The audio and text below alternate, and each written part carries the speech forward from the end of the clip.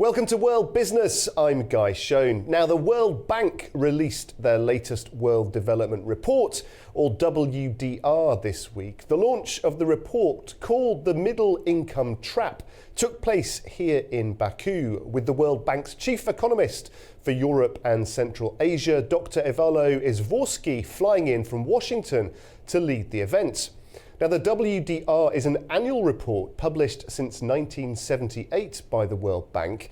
This latest edition focuses on the challenge that as countries grow wealthier, they usually hit a trap at about 10% of annual US GDP per person, the equivalent of $8,000 today.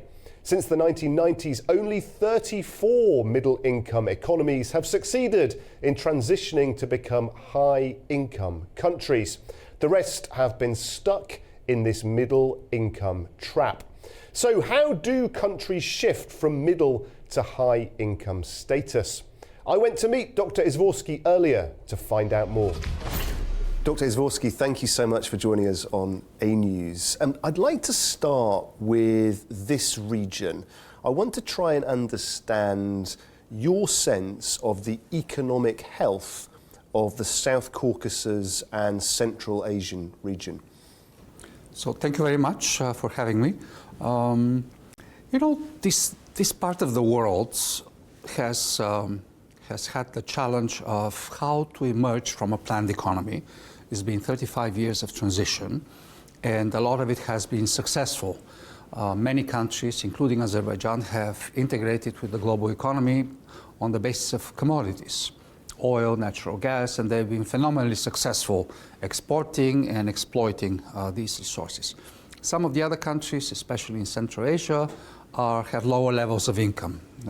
They just emerged from low-income status, so the region is broadly mixed. But by and large, it's been growing at decent rates of economic expansion. However, the rates are not as high as would be needed to have a more rapid convergence with high-income economies.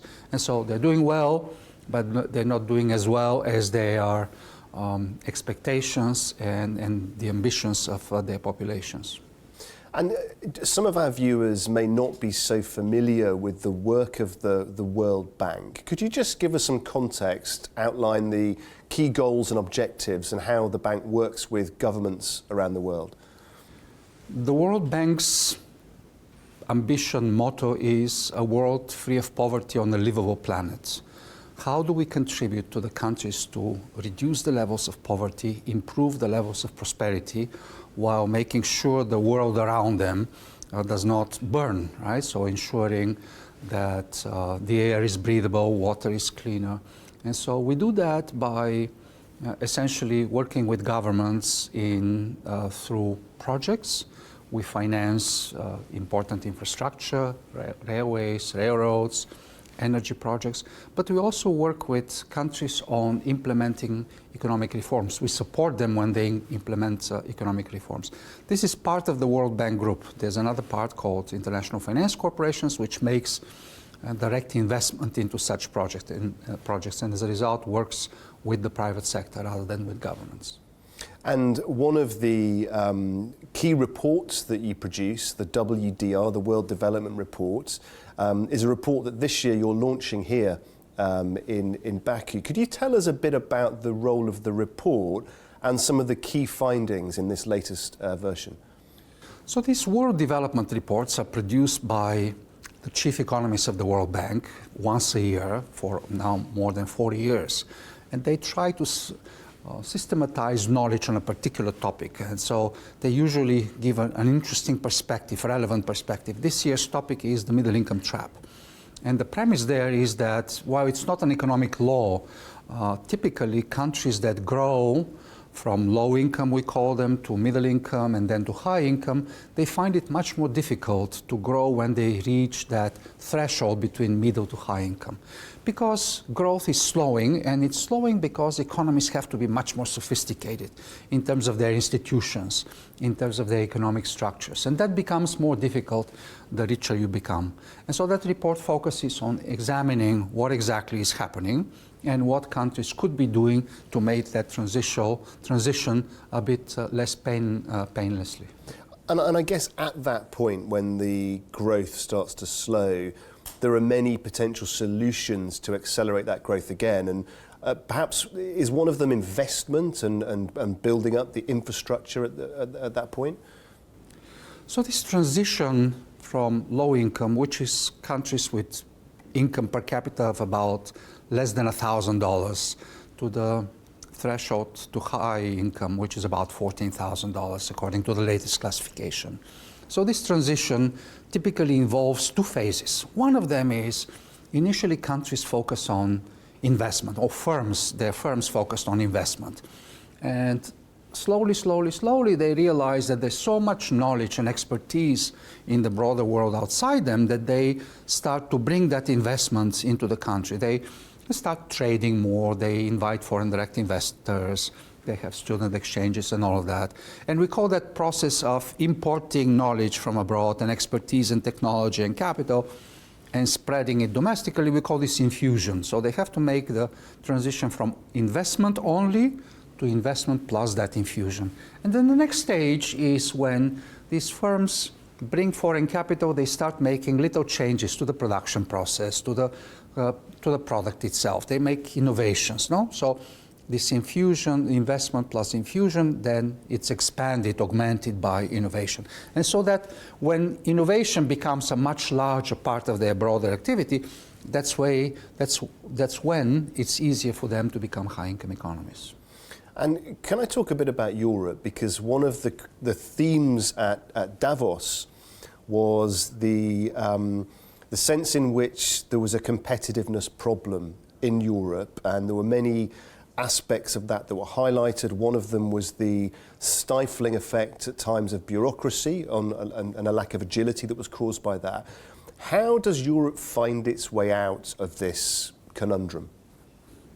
For our countries, the EU, Europe more broadly, other countries besides the countries in the EU, is absolutely essential. And so the slowdown of growth in the European Union has been detrimental for growth in our countries. 1.5% or so slowdown in growth in the EU from the first decades of this century to the current decade affects pretty much proportionally 1-to-1 pretty much growth in our country. So absolutely essential for us. And I think there you could see that over the last 20, 30 years, there's been this huge divergence with countries such as the United States in terms of their productivity growth, right? The efficiency with which they utilize resources, the level of innovation.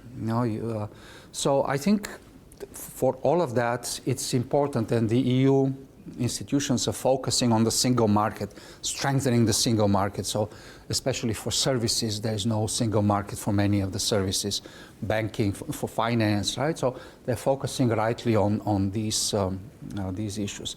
But there's so much at the national level that is not at the European level. Ease of doing business often is very much at the national level. How do you make your companies much more efficient? There are certainly regulations at the EU level that they need to start addressing, but a lot of the regulations are on the national level. So there has to be a combination of really determined effort at the national level to let the private sector not take primacy, be truly the driver of growth, be much more vibrant, and certainly at the European Union level. So both of these have to work together. So the rhetoric of this just being a problem of EU regulation, that's an oversimplification. I think so indeed. Often there is too much EU regulation, but often it's also at the national level. I mean, you can get a law degree in one country, it's usually not recognized in the other countries. It's nothing that the Commission can do about that. It has to be something that the countries do themselves. Your architects, similarly, right? Import a product through Amazon's subsidiary in your country is very difficult to redirect it to a different country. So there are a lot of these tricks or obstacles that have to be overcome, and it's not just at the broad EU level. And finally, just bringing the two regions together, we've seen a lot of positive news about partnerships between South Caucasus, Central Asia, and the EU countries. Are you encouraged by what you've seen there? Yeah, absolutely. I mean, when we, as I mentioned earlier, the countries of the resource-rich countries of the Caucasus and Central Asia integrated dramatically into global markets for oil and natural gas they've made tremendous progress bringing foreign technology into exploration, right, refining and all of that. And I think if the same forces are applied or same forces get to bear on the non-oil, non-commodity economy, I think they would be in very good shape. And is there a central message from the World Development Report, from your visit here, your recent analysis, your message, if you like, to governments, the things you would like them to focus on over the next 12 months? Discipline incumbents, reduce the role of state-owned enterprises in the economy, promote young and dynamic companies, dramatically improve the quality of education. It's not going to have an immediate impact because kids take many years to go to school, but the best time to reform education was probably 30 years ago. The second best time is now. And so focus on improving dramatically the quality of education. And then open up to the world so that your enterprises can bring that foreign expertise and knowledge and technology so that they could continue that transformation and be much more efficient the way they use machinery and equipment, labor and energy. Opening up to the world. Dr. Izvorsky, thank you so much for joining us on A News. Thank you, sir. Pleasure. Now, every week the biggest companies release results and updates on financial performance. Katie Wilson is upstairs in the A News newsroom with her business results roundup. Guy, Australian banking giant Westpac gets ready to share an earnings release for Q1 2025. Westpac's share price has remained strong consistently over the last 12 months, but some analysts have concerns about the problems that lower interest rates could create for the bank. The Reserve Bank of Australia, known as the RBA, is widely expected to cut interest rates when the central bank meets again on Tuesday, 18th of February. Investors and the management team at Westpac will be hoping the news doesn't impact the bank's prospects too severely. Airplane manufacturer Airbus shares the latest information in its full-year performance for 2024. With 766 aircraft delivered last year, production was double that of its rival Boeing. And with negotiations well underway with new Saudi Arabian carrier Riyadh Air to supply up to 50 wide-body passenger planes, the world's biggest aircraft maker looks to be navigating market turbulence with assurance. In Bridgestone, the world's largest tyre and rubber company, also prepares to share an update on full performance for last year. The company has been pioneering its latest virtual tyre development technology recently, which it has used on recent strategic collaborations, including the new Porsche Macan Electric and Panamera.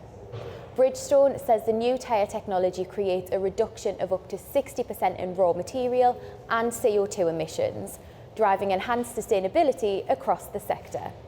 Thanks, Katie. Well, that is all we have time for on this edition. Do stay up to date with all the latest business news on our website and across our social media channels. And join us next time on World Business.